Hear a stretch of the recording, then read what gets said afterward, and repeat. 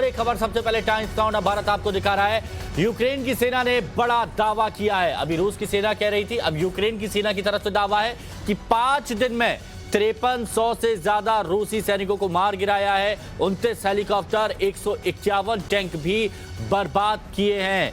ये यूक्रेन की सेना ने बड़ा दावा किया और यूक्रेन की सेना कह रही है कि 5 दिन में रूस के 5300 सैनिक मार गिराए, 29 फाइटर प्लेन मार गिराए हैं, 29 हेलीकॉप्टर और 151 टैंक भी बर्बाद कर दिए हैं। ये यूक्रेन का दावा। तो एक दावा रूस की तरफ से आता है तो बिना देरी किए तुरंत दूसरा दावा यूक्रेन की तरफ से आता है। माइंड गेम यहां पर चल रहे हैं, एक दूसरे को डिमोरलाइज करने की पूरी कोशिश यहां पर की जा रही है। रूस कह रहा है कि यूक्रेन की एयर स्पेस पर हमारा कब्जा हो गया है, तो दूसरी तरफ देखिए यूक्रेन की सेना का बड़ा दावा। सौरभ, क्या कहेंगे इस पर आप? मैं आपको बताऊं, जो मैं आपको पहले भी कह रहा था कि देखिए, एक जब लड़ाई जब होती है दोनों तरफ से क्लेम्स और काउंटर क्लेम्स आते हैं।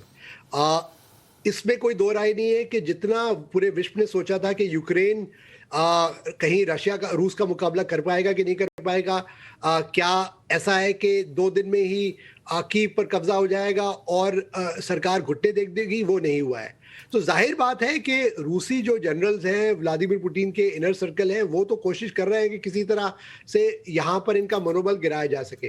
दूसरी तरफ यूक्रेन भी जो है, यूक्रेन भी कई चीज़ों में सक्षम है। मैं आपको बताऊं एक चीज़ और, जो आपके माध्यम से मैं सबको बताना चाहता हूं, इस युद्ध में जो यूनिक है वो है साइबर वॉर जी। वो दोनों तरफ से चल रहा है। रशिया में, रूस में तो पूरी उनकी सेना का एक अभिन्न अंग है जो साइबर वॉरफेयर करता है। यूक्रेनी जो हैकर्स हैं उन्होंने भी रूस पे काफी ज्यादा जैसे कहते हैं अटैक्स किए हैं। तो ऐसा नहीं है कि वो इस मामले में कुछ कम है। तो जिसे कहते हैं कि एक एसिमेट्रिक वॉरफेयर, जो एक ऐसा लड़ाई था कि जो बिल्कुल ही जिसमें मिलिट्री तौर पर एक दूसरे में अलग अलग वो था कि रूस बहुत बड़ी मिलिट्री थी और यूक्रेन बहुत बड़ी थी, उसको बराबरी करने के लिए यूक्रेन ने भी अपने कई और दाव पेच इस्तेमाल किए हैं। बिल्कुल, ये कहा जा सकता है कि ना तुम कम हो ना हम कम हैं, और ये बताने की होड़ है कि किसमें कितना दम है, और यही यूक्रेन और रूस करते नजर भी आ रहे हैं। शुक्रिया सौरभ आपका हमारे साथ जुड़ने के लिए और इतनी डिटेल्स में बहुत सारी जानकारी अब तक पहुंचाने के लिए। यहां पर वक्त एक